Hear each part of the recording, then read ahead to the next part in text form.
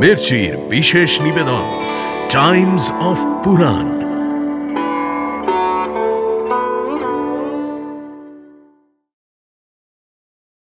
কুরুক্ষেত্রে সেই মহাধার্মিক ব্রাহ্মণের দরিদ্র কুটিরে যে পুণ্য আছে, এই যজ্ঞে তার তিলমাত্র নেই। মহাবীর অর্জুনকে মৃত্যু মুখে প্রেরণের মতো ক্ষমতা এই পৃথিবীতে সত্যি কারোর আছে নাকি? যে ভক্ত আমাকে সৃষ্টি, স্থিতি এবং লয়ের কারণ রূপে জেনে আমার ভজনা করে, তাকে আমি সংসার থেকে মুক্তি দান করি। আমার এই বাহুর কারণেই এই মর জগতে আমার সমকক্ষ কোনো বীর নেই।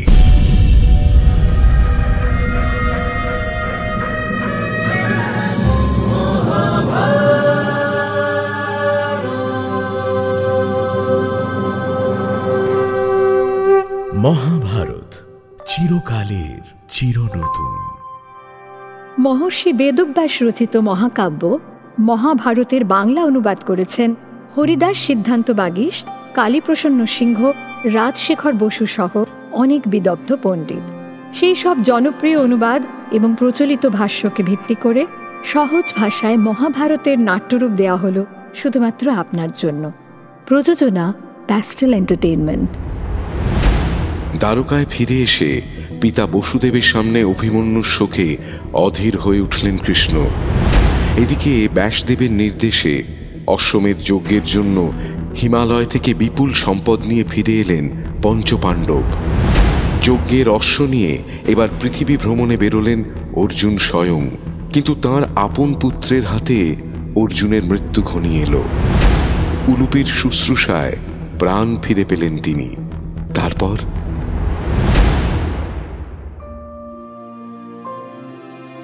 মহারাজ যুধিষ্ঠিরের আদেশে অশ্বমেধ যজ্ঞের জন্য হস্তিনাপুর নগরী সেজে উঠেছে। যুবরাজ ভীমসেনের তত্ত্বাবধানে প্রাসাদ নগরীর বিভিন্ন প্রান্ত ঘিরে অসংখ্য নির্মাণ কার্য শুরু হয়েছে। সহস্র সহস্র শিল্পী সেই নির্মাণের সঙ্গে যুক্ত। স্থানে স্থানে বিভিন্ন অট্টালিকা, বেদি, সৌধ ইত্যাদি গড়ে উঠছে। উপহারস্বরূপ বহু ধনরত্ন, দাসদাসী, অশ্বহস্তি সঙ্গে নিয়ে আমন্ত্রিত রাজাগণ একে একে আসতে শুরু করেছে। অতিথি শিবির থেকে আনন্দধ্বনির তরঙ্গ প্রবাহিত হতে লাগল। যজ্ঞ সভায় তার্কিক ব্রাহ্মণগণ পরস্পরের মধ্যে উচ্চকণ্ঠে তর্ক শুরু করলেন। স্থানে স্থানে স্বর্ণভূষিত চূপকাষ্ঠ, বিভিন্ন পশুপক্ষী, ঘৃত এবং অন্যের স্তূপ দেখে অতিথিগণ বিস্মিত হল। আপন অভিমান ত্যাগ করে মহারাজ যুধিষ্ঠির স্বয়ং বিনীতভাবে সকল অতিথির গৃহে গিয়ে তাদের যথোপযুক্ত সম্মান প্রদর্শন করতে লাগলেন। নানা দেশ সমন্বিত সমগ্র জম্বুদ্বীপই যেন অতিথিরূপে যুধিষ্ঠিরের সেই যজ্ঞে এসে উপস্থিত হয়েছিল। কণ্ঠে মালা এবং কর্ণে উজ্জ্বল কুণ্ডলধারী বহু সহস্র পরিবেশক হাতে ভোজন পাত্র নিয়ে সদা সর্বদা অতিথিগণকে ভোজন করাতে তৎপর রয়েছে। মহারাজ যুধিষ্ঠির স্বয়ং ব্রাহ্মণগণকে আপ্যায়ন করছে। ভীমসেনকে সে বিশ্বশ্রেষ্ঠ নৃপতিগণকে আপ্যায়ন করার নির্দেশ দান করল। নকুল এবং সহদেবকে সঙ্গে নিয়ে ভীমসেন তার জ্যেষ্ঠ ভ্রাতার আদেশ পালনে তৎপর হল। নৃপতিগণের সঙ্গে যুধিষ্ঠিরের যজ্ঞস্থলে এসে উপস্থিত হলেন কৃষ্ণ এবং বলরাম। তাদের সাদর সম্ভাষণ করে স্বর্ণ সিংহাসনে বসালো ভীমসেন। যুধিষ্ঠিরকে অভিবাদন করে কৃষ্ণ বললেন, মহারাজ, আমার অতি বিশ্বাসভাজন এক দ্বারকাবাসী অর্জুনের সংবাদ নিয়ে এসেছেন। আপনার উদ্দেশ্যে পার্থ একটি বার্তা প্রেরণ করেছে রাজন। বলো কৃষ্ণ, বলো। অর্জুনের কথা শোনার জন্য আমি উদ্গ্রীব হয়ে আছি। অর্জুন কুশলে আছে তো কৃষ্ণ? তার সর্বাঙ্গীন মঙ্গল তো? আগে হ্যাঁ মহারাজ, অর্জুনের জন্য ভাবিত হবেন না, সে নিরাপদে রয়েছে। আমাদের দ্বারকাবাসী বলেছে যে আপনার যজ্ঞের অশ্বটি সঙ্গে নিয়ে অর্জুন সত্বর এখানে এসে উপস্থিত হবে। তবে তার কয়েকটি বার্তা আছে মহারাজ। অর্জুন জানিয়েছে যে অশ্বমেধ উপলক্ষে যত রাজা আসছেন তাদের সকলকে যেন যথাযোগ্য সম্মান জানিয়ে আহ্বান করা হয়। ভীমসেন স্বয়ং সেই দায়িত্ব পালন করছে। অর্জুনের আরও একটি পরামর্শ আছে মহারাজ।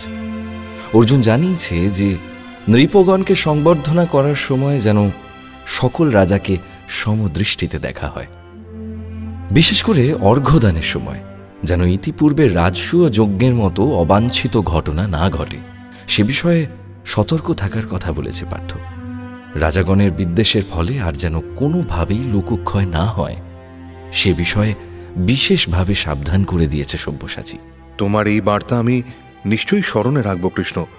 আমি শুনেছি এই অশ্বমেধের অশ্ব নিয়ে পরিভ্রমণের কালে অর্জুনকে নাকি ভয়ঙ্কর সংগ্রাম করতে হয়েছে। সে সুস্থ দেহে আছে তো কেশব? আপনি যথার্থ শুনেছেন মহারাজ। মগধ, গান্ধার, ত্রিগর্ত, সিন্ধু ইত্যাদি বহু দেশে অর্জুনকে ভয়ানক যুদ্ধ করতে হয়েছে। প্রতিটি যুদ্ধেই জয়লাভ করেছে সে, কিন্তু একমাত্র মণিপুরেই অর্জুনের প্রাণ সংশয় উপস্থিত হয়েছিল। মৃত্যুর গ্রাস থেকে জীবন লাভ করেছে অর্জুন। এ কি কথা বলছো মাধব? মহাবীর অর্জুনকে মৃত্যুমুখে প্রেরণের মতো ক্ষমতা এই পৃথিবীতে সত্যি কারুর আছে নাকি? আছে মহারাজ, আছে। অর্জুন এবং চিত্রাঙ্গদার পুত্র বভ্রুবাহন এখন মণিপুরের রাজা। সে তার পিতামাতার সমান শক্তিধর। বভ্রুবাহনের সঙ্গে যুদ্ধে অর্জুন মৃত্যুমুখে পতিত হয়েছিল মহারাজ। আপনার ভাগ্য বলে এবং নাগকন্যা উলুপির প্রচেষ্টায় পুনর্জীবন লাভ করেছে সে। মহারাজ, চিত্রাঙ্গদা এবং উলুপিকে সঙ্গে নিয়ে সেই অসীম তেজা বভ্রুবাহন আপনার যজ্ঞের অতিথি হয়ে আসছে। অর্জুন পুত্রের সম্মানে যেন কোনো ত্রুটি না হয়। তুমি যেমন আদেশ দিলে ঠিক তেমনভাবেই অতিথি বরণ করব মাধব। আমাদের সকল গৌরবের মূলে তো তুমি স্বয়ং রয়েছ কৃষ্ণ। কিন্তু এই আনন্দ এবং যশ লাভ করেও আমার মন ভারাক্রান্ত মাধব। অর্জুনের কথা ভেবে আমার মনে শান্তি নেই। যখনই নির্জনে একাকী থাকি, অর্জুনের দুর্ভাগ্য আমাকে প্রবল পীড়া দেয় কৃষ্ণ। আমার পঞ্চভ্রাতার মধ্যে অর্জুনের ভাগ্যই এত অধিক ভ্রমণ, দুঃখ ভোগ, যুদ্ধ বিগ্রহের দায় কেন মাধব? তোমার প্রিয় সখা হয়েও সে সুখে থাকতে পারে না কেন? অর্জুনের দেহে একটি ব্যতীত আর কোনো দুর্লক্ষণ আমি দেখিনি মহারাজ। সব্যসাচী 2 জানুর পশ্চাৎভাগ অত্যন্ত স্থূল, এই কারণেই তাকে পথে পথে পরিভ্রমণ করতে হয়। অধিক দিন সে গৃহে আবদ্ধ থাকতে পারে না। এই দুর্লক্ষণ নিয়েই তার জন্ম হয়েছে। আপনি তার জন্য দুঃখ করবেন না মহারাজ। এই একটা অশুভ লক্ষণ ব্যতীত অর্জুনের সংস্কার অত্যন্ত শুভ। অশ্বমেধের অশ্ব নিয়ে এবার অর্জুন প্রত্যাবর্তন করল। ধৃতরাষ্ট্র, যুধিষ্ঠির, বলরাম এবং ভীমসেনকে প্রণাম, নকুল এবং সহদেবকে অভিবাদন করে কৃষ্ণকে আলিঙ্গন করল অর্জুন। মণিপুররাজ বভ্রুবাহন তার 2 মাতা চিত্রাঙ্গদা এবং উলুপিকে সঙ্গে নিয়ে উপস্থিত হয়েছে। তাদের সাড়ম্বরে আহ্বান জানাল যুধিষ্ঠির। ধৃতরাষ্ট্র সহ সকল গুরুজনকে প্রণাম করার পর বভ্রুবাহনকে অসংখ্য উপহার প্রদান করল জ্যেষ্ঠ পাণ্ডব। কৃষ্ণ তাকে মণিমুক্ত খচিত বহুমূল্য একটি রথ উপহার দিলেন। সকল গুরুজনকে অভিবাদন জানানোর পর পিতামহী কুন্তির ভবনে বিশ্রাম নিতে গেল বভ্রুবাহন। রাজমাতা কুন্তিকে প্রণাম এবং তার আশীর্বাদ লাভ করে চিত্রাঙ্গদা এবং উলুপিও দ্রৌপদী ও সুভদ্রার সঙ্গে মিলিত হল। হস্তিনাপুরে সকল রাজার সমাগম ঘটার পরে এবার যজ্ঞের মুহূর্ত নিকটবর্তী হয়েছে। শুনতে পাচ্ছি চক্রধারী কৃষ্ণের অনুরোধে মহারাজ যুধিষ্ঠির এবার একান্ত চিত্তে আমাকে স্মরণ করছে। মহর্ষি ব্যাসদেব পৃথিবী পরিক্রমা সাঙ্গ করে অশ্বমেধের পবিত্র অশ্ব এবার হস্তিনাপুরে এসে উপস্থিত হয়েছে। যজ্ঞের মুহূর্ত নিকটবর্তী। আপনার আগমন এবং আদেশের প্রতীক্ষায় রয়েছে ভগবান। অনুগ্রহ করে আমাদের আশীর্বাদ দানে ধন্য করুন। বৎস যুধিষ্ঠির, তোমার অশ্বমেধ যজ্ঞের ক্ষণ উপস্থিত হয়েছে রাজা। যাজ্ঞিকগণ এবার তোমাকে যজ্ঞ আরম্ভ করার আদেশ দান করেছেন। মহারাজ, তোমার এই যজ্ঞ অহিন নামে বিখ্যাত হবে। এই যজ্ঞে দান ধ্যান এবং সাজসজ্জায় অধিক মাত্রায় স্বর্ণের ব্যবহার ঘটেছে। যুধিষ্ঠির, এই কারণে বহু সুবর্ণ নামেও এই যজ্ঞ প্রসিদ্ধ হবে। আপনার ইচ্ছা পূর্ণ হোক ভগবান। আত্মীয় বধের জন্য তোমার মন ভারাক্রান্ত হয়ে আছে পুত্র। তুমি এই একটি যজ্ঞে 3টি যজ্ঞের তুল্য দক্ষিণা ব্রাহ্মণগণকে প্রদান করো, তাহলে তোমার মনের ভার লাঘব হবে রাজা। 3টি অশ্বমেধের ফল লাভ করতে পারবে তুমি। যথাজ্ঞা ভগবান, আপনার আদেশ শিরোধার্য। অগ্নিতে অন্যান্য পশু এবং যজ্ঞের অশ্ব আহুতি দান করে মহা আড়ম্বরে এবার অশ্বমেধ যজ্ঞ সমাধা হল। দ্রৌপদী এবং 4 ভ্রাতাকে সঙ্গে নিয়ে সেই মহাযজ্ঞের ধূমে শ্বাস গ্রহণ করে কলুষ মুক্ত হল যুধিষ্ঠির।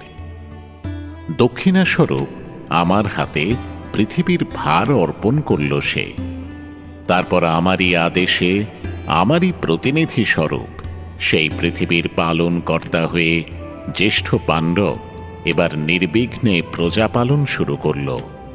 যজ্ঞের শেষে অবভূত নামক মহাস্নানের পর জ্ঞাতিবধের পাপ মুক্ত হয়ে পাণ্ডবগণ এবার নিষ্কলঙ্ক হল।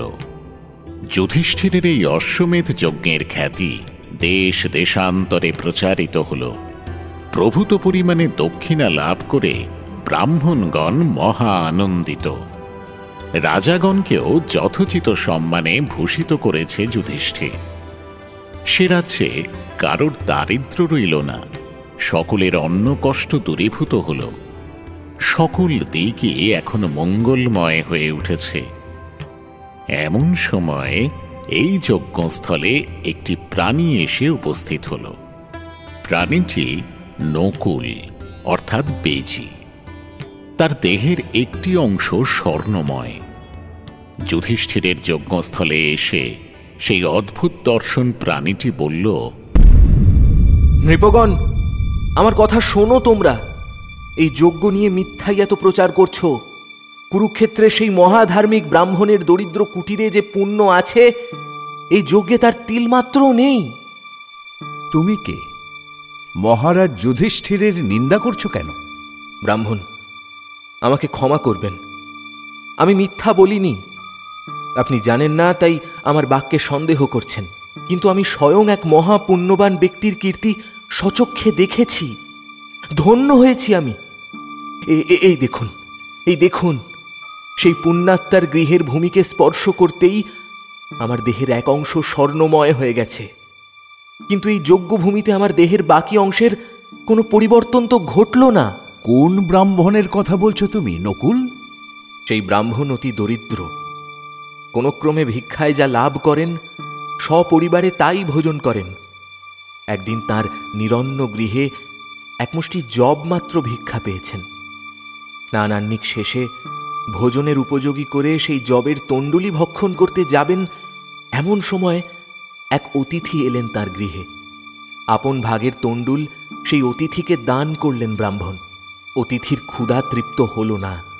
তখন ব্রাহ্মণের স্ত্রী, পুত্র, পুত্রবধূ সকলেই তাদের ভাগের খাদ্য সেই অতিথিকে নিবেদন করলেন। ব্রাহ্মণরূপী সেই অতিথি এবার তাঁদের আশীর্বাদ করে স্বরূপ ধারণ করলেন। তিনি ছিলেন ধর্ম স্বয়ং। তাঁর আশীর্বাদে সুবর্ণ রথে ব্রাহ্মণ সপরিবারে ব্রহ্মলোকে গমন করলেন। সেই ব্রাহ্মণ তোমার কে হন? আমি সেই ব্রাহ্মণের গৃহেই অবস্থান করতাম। এই অভূতপূর্ব ঘটনা দেখে আনন্দে উল্লাসে সেই গৃহের ভূমি স্পর্শ করার সঙ্গে সঙ্গে আমার দেহের একটি অংশ অপূর্ব দ্যুতিমান হয়ে উঠল। বিস্মিত হয়ে দেখলাম যে সেই অংশটি স্বর্ণকণা প্রাপ্ত হয়েছে। যদি দেহের অপর অংশটিও অনুরূপ রূপ ধারণ করে, সেই আশায় এরপর থেকে যজ্ঞস্থল দেখলেই সেখানকার ভূমি স্পর্শ করি আমি। কিন্তু না, আমার আশা আর পূর্ণ হয় না। মহারাজ যুধিষ্ঠিরের এই অশ্বমেধের ভূমিও আমাকে সুবর্ণমণ্ডিত করতে ব্যর্থ হল। যুধিষ্ঠিরের যজ্ঞের নিন্দা করে সেই নকুল এবার প্রস্থান করল। তার কথায় বিস্ময়ে দুঃখে ভারাক্রান্ত চিত্তে যুধিষ্ঠির এবার কৃষ্ণের শরণাপন্ন হল। হে মাধব, হে বিপদভঞ্জন মধুসূদন, আমার এই যজ্ঞে কি কোনো ত্রুটি আছে? আমি কি শাস্ত্রের নির্দেশ অনুসারে যথোচিতভাবে যজ্ঞ করতে পারিনি? ব্রাহ্মণেরা কি আমার প্রতি কুপিত হয়েছেন? আমার অজ্ঞতার কারণে কোনো অতিথিকে কি অপমান করেছি আমি? বলো মাধব, বলো, কোথায় আমার কোনো ত্রুটি হয়ে গেল? তুমি আমাকে বলে দাও কৃষ্ণ। আমার চিত্ত অত্যন্ত আকুল হয়ে উঠেছে কেশব। আমার কি কর্তব্য তুমি বলে দাও গোবিন্দ। মহারাজ, শোক করবেন না, শান্ত হন, অধৈর্য হবেন না রাজন।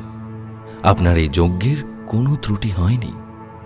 সকলেই পরম সন্তোষ লাভ করেছেন, কারো কোনো অনাদর ঘটেনি।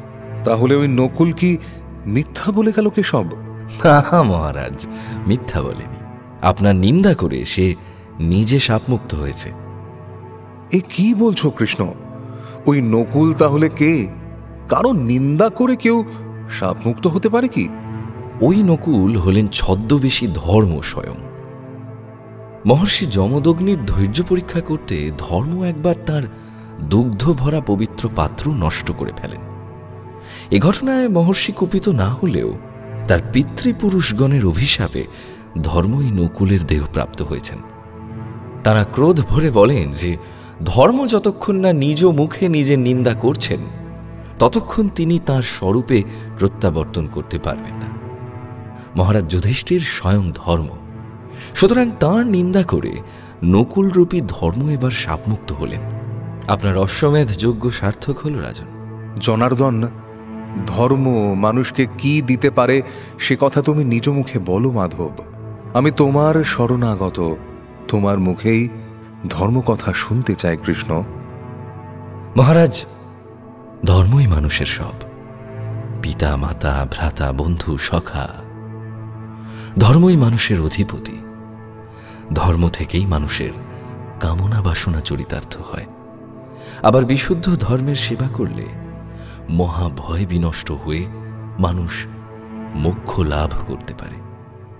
ধর্ম মানুষকে ব্রাহ্মণত্ব, দেবত্ব প্রদান করে, তাকে পবিত্র করে তোলে। কোন ধরনের মানুষ ধর্মের শরণ নেয় কৃষ্ণ? যে মানুষের পাপ ক্ষয় হয়েছে সেই প্রকৃত ধর্মের অনুসন্ধান শুরু করে।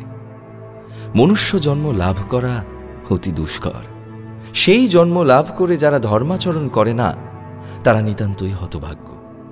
মহারাজ, যারা উচ্ছৃঙ্খল, বিকৃত দর্শন, অতি দরিদ্র, জন্মাবধি রোগাক্রান্ত, মূর্খ, পরের বিদ্বেষ ভাজন, এমন গোত্রের মানুষ পূর্বজন্মে ধর্মের শরণ নেয়নি। মাধব, তুমি ভিন্ন, পাণ্ডবগণের কোনো গতি নেই, তোমার উপর কোনো আচার্য নেই। আমি কায়ে মনোবাক্যে তোমার পুজো করি কৃষ্ণ। সহস্র সহস্র ধার্মিক যে জ্ঞানের সাধনা করেন, হয়তো একজন মাত্র সেই জ্ঞান লাভ করতে পারেন। সেই পরম জ্ঞান আমাকে শোনাও মাধব। যদি আমি তার যোগ্য হই তাহলে আমাকে আমাকে কৃপা করো কেশব। মহারাজ যুধিষ্ঠির, আপনি স্বয়ং আমার শরণাপন্ন। আপনাকে আমি পরমার্থ দান করতে পারি। আমি দেবগণের আদি, ব্রহ্মাদি দেবগণকে আমিই সৃষ্টি করেছি। নিজের প্রকৃতিকে অবলম্বন করে সমগ্র বিশ্ব চরাচর সৃষ্টি করে থাকি আমি।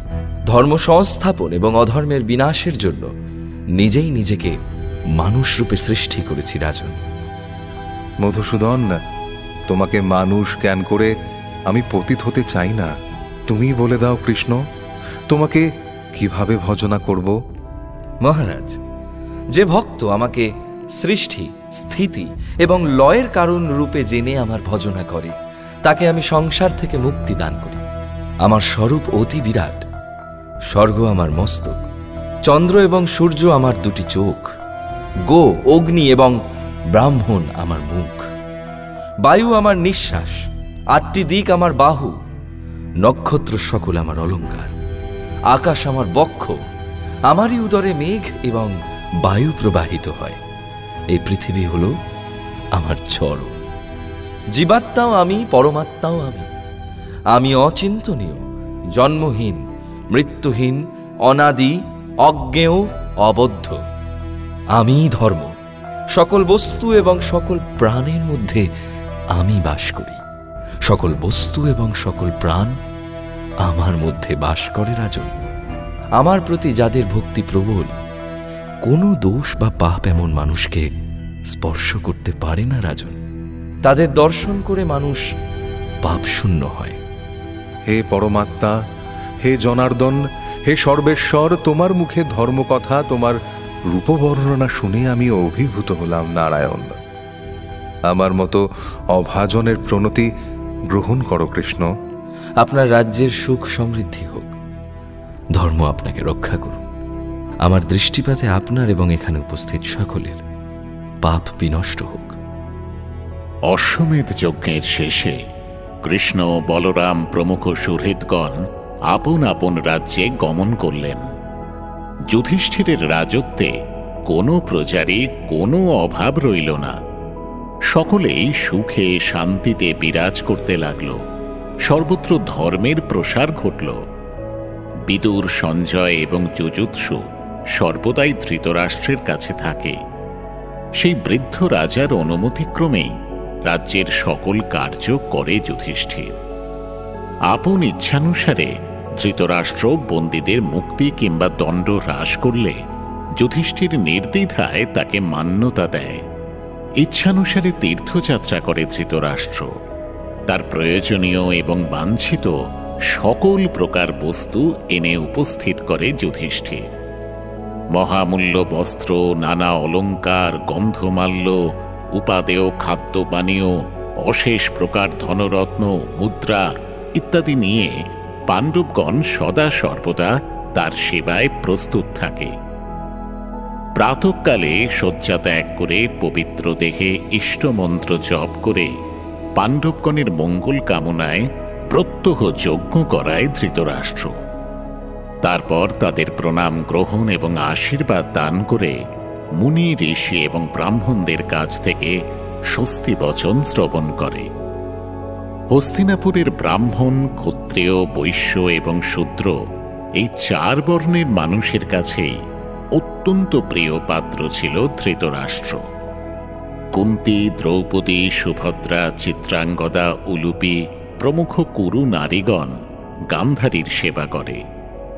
এভাবে ক্রমে ক্রমে ৫-১০ বৎসর অতিক্রান্ত হল। যুধিষ্ঠিরের আদেশে দেশের মানুষ সর্বদা ধৃতরাষ্ট্রকে রাজার মতোই মান্যতা দান করে।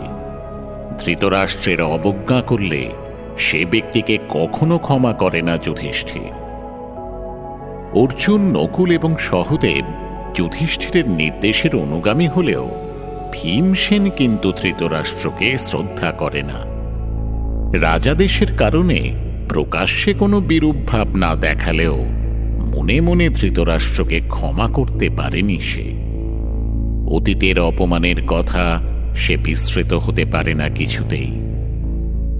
এদিকে ধৃতরাষ্ট্র যখনই মনে মনে দুর্যোধন বা দুঃশাসনকে স্মরণ করে তখনই ভীমকে তার শত্রু বলে মনে হয়।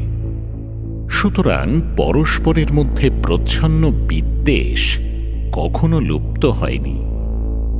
বন্ধু এবং স্বজনবর্গের সম্মুখে ধৃতরাষ্ট্রের শতপুত্রকে নিধন করার কৃতিত্ব প্রকাশ করে ভীমসেন। এমন স্থান সে নির্বাচন করে যেখান থেকে সেসব কথা ধৃতরাষ্ট্র এবং গান্ধারীর কর্ণগোচর হয়। এই দেখো মিত্র, আমার এই হস্তির শুণ্ডতুল্য দুটি বাহু দেখতে পাচ্ছ? এই দুই বাহুকে চন্দনে চর্চিত করে আমি পরম আহ্লাদ লাভ করি।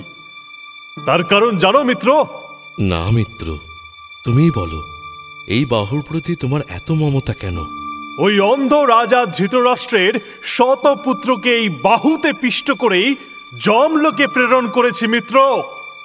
আমার এই বাহুর কারণেই এই মর জগতে আমার সমকক্ষ কোনো বীর নেই। দুর্যোধনের মতো যোদ্ধাকেও শ্রীগাল কুকুরকে দিয়ে ভোজন করিয়েছি। তাহলে আমার এই বাহুকে ভূষিত করব না? কি বলো মিত্র? নিশ্চয়ই নিশ্চয়ই, মূর্তিমান যমদেবের তুল্য বাহু তোমার, তার পূজা তো করতেই হবে। ভীমসেনের কথা শুনে ধৃতরাষ্ট্র এবং গান্ধারী উভয়ই অত্যন্ত গোপনে দীর্ঘ শ্বাস ত্যাগ করে। কুন্তী এবং যুধিষ্ঠিরের সেবায় মুগ্ধ হয়ে ভীমকে অভিশাপে বিদ্ধ করতে পারে না তারা, কিন্তু ভীমের কারণে তাদের মনস্তাপ বৃদ্ধি পেতে থাকে। অথচ এই কথা মুখে স্বীকার করলে যুধিষ্ঠির অত্যন্ত দুঃখিত হবে, সুতরাং নীরব হয়ে থাকাই সমীচীন বলে মনে করে ধৃতরাষ্ট্র। একদিন সে তার কয়েকজন সুহৃদ এবং শুভাকাঙ্ক্ষীকে আহ্বান করে বলল, তোমরা সকলেই আমার পরিজন, আমার শুভ চিন্তা করো। তোমাদের কিছু কথা বলতে চাই আমি। মহারাজ যুধিষ্ঠির এবং রাজমাতা কুন্তীর আনুকূল্যে আমরা অত্যন্ত সুখে বসবাস করছি ঠিকই, তবে মৃত পুত্রগণের কথা চিন্তা করে আমার হৃদয় অত্যন্ত বিকল হয়ে আছে। আমারই পাপে এই বিরাট কুরুবংশ শেষ হয়ে গেছে। সেই পাপের প্রায়শ্চিত্ত করছি আমি প্রায়শই অনাহারে মৃগ চর্ম ধারণ করে ভূমি শয্যায় উপবেশন করে জপ করি। ক্ষুণ্ণিবৃত্তি হলেই ভোজন থেকে বিরত হই। আমার এই আচরণের কথা গান্ধারী জানেন, তিনিও এই একই আচরণ করে থাকেন। মহারাজ, আপনার পুত্রগণ ক্ষত্রিয়ের ন্যায় বীরগতি প্রাপ্ত হয়েছেন। এত কৃচ্ছ সাধনে আপনার বৃদ্ধ আসক্ত শরীর আরো দুর্বল হয়ে যাবে। অনর্থক এত শোক করবেন না মহারাজ। পাণ্ডবগণের প্রতি বিরাগ পোষণ করবেন না। কারো প্রতি কোনো ক্ষোভ কিংবা বিরাগ আমার নেই। পুত্রগণের জন্য আমি নিরর্থক অনুতাপ করি না। তবে এখন আমাদের আয়ুষ্কালের আর কিয়দংশ মাত্র অবশিষ্ট রয়েছে। সেই সময়টা এবার পরলোকে স্বর্গ লাভের জন্য তপস্যায় অতিবাহিত করতে চাই। জ্যেষ্ঠ পাণ্ডবকে আমার কাছে নিয়ে এসো বিদূষক। যথা আজ্ঞা রাজন, আমি এখনই মহারাজ যুধিষ্ঠিরকে সংবাদ দিচ্ছি। প্রণাম জ্যেষ্ঠ তাতো, আমি যুধিষ্ঠির। আমাকে আপনি আহ্বান করেছেন, আজ্ঞা করুন রাজন। পুত্র যুধিষ্ঠির, তোমার কল্যাণ হোক। আমি তোমাকে কয়েকটি কথা বলতে ইচ্ছা করি। আপনি আদেশ করুন জ্যেষ্ঠ তাতো। কুন্তী পুত্র যুধিষ্ঠির, তোমার রাজ্যে আমি এবং তোমার জ্যেষ্ঠ মাতা উভয়ই সুখে আছি। প্রভূত সম্পদ, সম্মান এবং শ্রদ্ধা দিয়ে তুমি আমাদের সকল অভাব পূর্ণ করে দিয়েছ পুত্র। আমাদের আর অধিক কোনো কামনা নেই। তোমার রাজ্যে বহুবার আমি শ্রাদ্ধাদি কর্ম, মহাদান এবং তর্পণ করেছি। সেই সুযোগও তুমি প্রদান করেছ। দ্রৌপদীর অপমানকারী আমার নৃশংস পুত্রগণের স্বর্গ লাভ হয়েছে। আমাদের আর কোনো দায়িত্ব অবশিষ্ট নেই যুধিষ্ঠির। এবার আমরা বনবাসী হব। আমাদের অনুমতি দাও পুত্র। আপনি আমাদের অভিভাবক, আমাদের পিতার সমান। আপনি, আপনার ছত্র ছায়ায় আমি রাজকার্য পরিচালনা করি জ্যেষ্ঠ তাতো। আপনি এবং জ্যেষ্ঠ মাতা না থাকলে আমাদের মাথার ওপর থেকে আকাশ সরে যাবে যে। এ কোন পাপের শাস্তি দিচ্ছেন আমাদের? শোক করো না পুত্র। রাজা সকল প্রাণীর গুরু। সেই কারণেই তোমার কাছ থেকে বনগমনের অনুমতি প্রার্থনা করছি আমি। চতুরাশ্রমের কথা তো শাস্ত্রেই আছে রাজা, তুমি স্বয়ং সে কথা জানো। এবার আমাদের আশ্রমবাসের সময় নিকটে এসেছে। আমাদের বংশের এই রীতিকে আমিও অনুসরণ করতে চাই পুত্র। পরিণত বয়সে পুত্র এবং পৌত্রদের উপর সকল দায়িত্ব ন্যস্ত করে তপবনে যাওয়া উচিত। কৌপিল এবং বলকল ধারণ করে গান্ধারীর সঙ্গে আমি তপস্যা করতে বানপ্রস্থে গমন করব পুত্র। আমাকে অনুমতি দাও। আমার তপস্যার ফল তুমিও লাভ করবে পুত্র। আমাকে ধিক! রাজ্য লাভের আনন্দে, সম্পদের মোহে আপনার কৃচ্ছ সাধনের কথা আমি জানতেই পারিনি জ্যেষ্ঠতাত। আপনি আমার জন্যই এত দুঃখ ভোগ করছেন। আমি আপনার পুত্র হন্তা। আপনি না থাকলে আমার আর রাজা হওয়ার কোনো অধিকার নেই জ্যেষ্ঠতাত। আপনার ঔরসজাত পুত্র যুযুৎসু সে রাজা হোক, অথবা আপনি যাকে মনোনীত করবেন তার হাতেই আমি রাজ্যভার অর্পণ করব রাজন। আপনি বনে গমন করলে আমিও সেই বনেই বসবাস করে আপনার সেবা করব। আমাকে অনুমতি দিন। না বৎস, আমি তোমাকে এই অনুমতি দিতে পারি না। এই সংকল্প তুমি ত্যাগ করো। দীর্ঘকাল তোমার গৃহে থেকে তোমাদের সেবা শুশ্রূষা লাভ করেছি। এবার তপস্যা করার জন্য অত্যন্ত ব্যাকুল হয়েছি আমি। যুধিষ্ঠির, আমার পরলোকের পথ যে আমাকেই প্রশস্ত করতে হবে।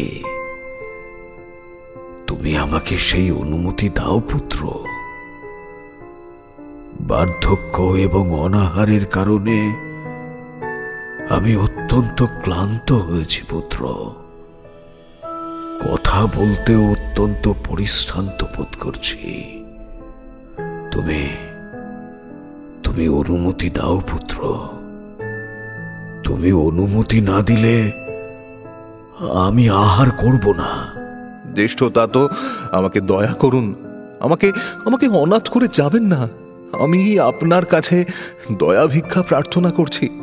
মহারাজ যুধিষ্ঠির, শান্ত হও পুত্র। এত অধৈর্য হওয়া তোমার পক্ষে শোভনীয় নয়। তুমি ধর্মজ্ঞ, শাস্ত্রজ্ঞ। তুমি কেন এত উতলা হচ্ছ বৎস? মহর্ষি ব্যাসদেব, আমাকে রক্ষা করুন মহর্ষি। পিতামহ ভীষ্ম, গুরু দ্রোণ আমাকে ত্যাগ করে স্বর্গলোকে গমন করেছেন। আমার জ্ঞাতিগণ বিনষ্ট হয়েছে। জ্যেষ্ঠ ভ্রাতা কর্ণ নিহত হয়েছেন। এখন জ্যেষ্ঠ তাত ধৃতরাষ্ট্র আমাকে ত্যাগ করতে চাইছেন। আমি তাহলে কার ছত্র ছায়ায় জীবন ধারণ করব মহর্ষি? এই অনাথের জীবন নিয়ে আমি কি করব? শ্রেষ্ঠ জ্ঞানী হয়েও এমন অজ্ঞানীর মতো কথা বলছো কেন পুত্র? বৃদ্ধ রাজা ধর্মাচরণ এবং তপস্যার ইচ্ছায় তুমি বাধাদান করতে পারো না যুধিষ্ঠির। তোমার জ্যেষ্ঠ তাত এবং জ্যেষ্ঠ মাতা এখন যে বয়সে এসে উপনীত হয়েছে, তাদের আয়ুষ্কাল যে আর বিশেষ অবশিষ্ট নেই সে কথা সত্য। তাদের মৃত্যু এই রাজভবনে হলে সে মৃত্যু ব্যর্থ হবে যুধিষ্ঠির। এ কথা তুমি জানো না? আপন শক্তি অনুসারে জীবনের এই অবশিষ্ট সময়টা কোনো তপবনে তপস্যা করাই শ্রেয়। তাতে তারা কাঙ্ক্ষিত গতি লাভ করবে। এই রাজার আর কোনো ক্রোধ কিংবা তিলমাত্র বাসনা নেই। এখনই তার তপস্যা করার প্রকৃষ্ট সময়। তুমি আর বিলম্ব করো না পুত্র। তাতে তপস্যা করার অনুমতি প্রদান করো। মহর্ষি বেদব্যাস যে আদেশ দিলেন, তারপর আমার আর অধিক কি বা বলার থাকতে পারে? আপনার যাতে শান্তি লাভ হয় আপনি তাই করবেন রাজন। তবে আমি আপনার পাদ স্পর্শ করে অনুরোধ করছি, এবার আপনি আহার করুন। শুশ্রূষার দ্বারা আপনার সুস্থতা বিধান করব আমি। যুধিষ্ঠিরের কাতর আবেদনে আহ্নিক সমাপ্ত করে ব্রাহ্মণ ভোজন করিয়ে নিজে সামান্য আহার করল ধৃতরাষ্ট্র। ধৃতরাষ্ট্রের আহারের পর কুন্তী, দ্রৌপদী প্রমুখ বধূগণকে সঙ্গে নিয়ে যৎসামান্য আহার করল গান্ধারী। তারপর বিদুর, সঞ্জয় প্রমুখের সঙ্গে পাণ্ডবগণের আহার সম্পন্ন হল। পাণ্ডবগণ এবার ধৃতরাষ্ট্রের ভবনে এসে উপস্থিত হল। বৃদ্ধ রাজাকে প্রণাম করে অবনত মুখে নীরবে উপবেশন করল তারা। যুধিষ্ঠিরের পৃষ্ঠে হাত রেখে ধৃতরাষ্ট্র বলল, যুধিষ্ঠির, তুমি ধর্মরাজ। তোমার এই রাজ্যে ধর্ম সর্বদা প্রতিষ্ঠিত থাকবেন। বিদ্বান, বৃদ্ধ এবং ব্রাহ্মণগণের সেবা করো পুত্র। বিদ্বানরা যা বলবেন নির্বিচারে সে কথার মান্যতা দিও। যে কোনো সংকট উপস্থিত হলে সর্বদা বিদ্বানগণের সঙ্গে পরামর্শ করবে। রাজার সর্বাগ্রে আপন ইন্দ্রিয়কে সংযত করা প্রয়োজন। যথা আজ্ঞা রাজন। আরও এক গুরুত্বপূর্ণ বিষয় স্মরণে রেখো বৎস। সর্বদা সৎ, জিতেন্দ্রীয়, পবিত্র স্বভাব, নম্র এবং বিচক্ষণ আমাত্যদের রাজকার্যে নিয়োগ করবে। প্রাচীর এবং তরুণ দ্বারা আপন রাজধানী সুরক্ষিত রেখো যুধিষ্ঠির। আর রাজার মন্ত্রণা যেন কখনোই কেউ জানতে না পারে। অন্তঃপুরে আপন ভার্যার সঙ্গে পরিমিত মদ্যপান করবে। সাবধান যুধিষ্ঠির, কখনো যেন মত্ততা প্রকাশ না পায়। গান্ধারীর সঙ্গে পরামর্শ করে রাজ্য ত্যাগের জন্য এক বিশেষ দিন ধার্য করল ধৃতরাষ্ট্র। হস্তিনাপুরের সকল প্রজাকে আহ্বান করে নিজের সিদ্ধান্ত জানিয়ে দিল সে। প্রজাদের অশ্রুপাত, কাতর অনুরোধ, উপরোধ কোনো কিছুই তাকে আপন বিবেচনা থেকে বিচ্যুত করতে পারল না। প্রজাগণের সামনে করজোড়ে অনুমতি প্রার্থনা করল ধৃতরাষ্ট্র। যুধিষ্ঠিরের রাজ্য রক্ষা করার দায়িত্ব প্রজাগণের হাতে দিয়ে নিজেদের পূর্বতন কৃত কর্মের জন্য ক্ষমা প্রার্থনা করে এবার তার এক শেষ ইচ্ছা প্রকাশ করল ধৃতরাষ্ট্র। বৎস যুধিষ্ঠির, আমি শেষবারের মতো আমার পরলোকগত সকল পুত্র এবং কুরু বংশের অন্যান্য পরিজনের শ্রাদ্ধাদি কার্য করতে ইচ্ছা করি। ব্রাহ্মণগণকে ভোজন এবং দান ধ্যানের উদ্দেশ্যে কিছু অর্থ প্রয়োজন। তোমার কোষাগার থেকে আমার এই তর্পণ কার্যের জন্য কোনো অর্থ বরাদ্দ করতে পারো পুত্র? আপনার এই ইচ্ছা আমার কাছে আজ্ঞাস্বরূপ। আমার গৃহে যত ধন আছে তার উপর শুধু আপনারই অধিকার আছে রাজন। আপনি ইচ্ছা মতো সেই ধন ব্যয় করুন।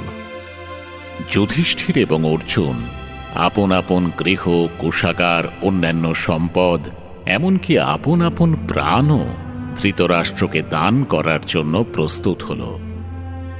কিন্তু ধৃতরাষ্ট্রের আকাঙ্ক্ষা পূরণে স্পষ্টতই অস্বীকার করল ভীমসেন। ভয়ানক আক্রোশে আপন জ্যেষ্ঠ এবং অনুজের সঙ্গে বাদানুবাদে প্রবৃত্ত হল ভীম। এই প্রথম ভীমসেনকে তীব্র তিরস্কার করল যুধিষ্ঠির। পাণ্ডবগণের মধ্যে এক গুরুতর দ্বন্দ্ব উপস্থিত হল। ধৃতরাষ্ট্রকে কেন্দ্র করে ভীমের সঙ্গে যুধিষ্ঠিরের মতান্তর ঘটে গেল। হস্তিনাপুরের মায়া ত্যাগ করে রাজা ধৃতরাষ্ট্র এবার ঋষি হওয়ার লক্ষ্যে গান্ধারীকে নিয়ে তপবনের উদ্দেশ্যে যাত্রা করলেন। তার সঙ্গে চললেন কুন্তী, বিদুর এবং সঞ্জয়। জননী কুন্তীকে বনবাসে যেতে দিতে চান না যুধিষ্ঠির, কিন্তু ফিরতে চান না কুন্তী। তারপর সেই কাহিনী নিয়েই ফিরে আসছি পরের পর্বে। শুনলেন মহাভারত। মুখ্য ভূমিকায় ব্যাসদেব সঞ্জয় দত্ত, কৃষ্ণ গৌরব তপাদার, যুধিষ্ঠির সৌম্যাদিত্য মুখার্জি, নকুল সায়ন্তন ঘোষ, ব্রাহ্মণ প্রবাল মুখার্জি, ভীম সুমিত কুণ্ডু, মিত্র রামস্বরূপ গাঙ্গুলি, ধৃতরাষ্ট্র মলয় দেবনাথ, নাট্যরূপ মহুয়া ব্যানার্জি, শব্দগ্রহণ ও আবহ সত্যজিৎ সেন, শব্দ পরিকল্পনা ও মিশ্রণ সব্যসাচী মুখার্জি, পরিচালনায় শাওলি মজুমদার, সৃজনশীল পরিচালনা ইন্দ্রাণী চক্রবর্তী, প্রযোজনা প্যাস্টেল এন্টারটেইনমেন্ট। টাইমস অফ পুরাণ আপনার জন্য মির্চি বাংলা ইউটিউব চ্যানেল এবং গানা অ্যাপে।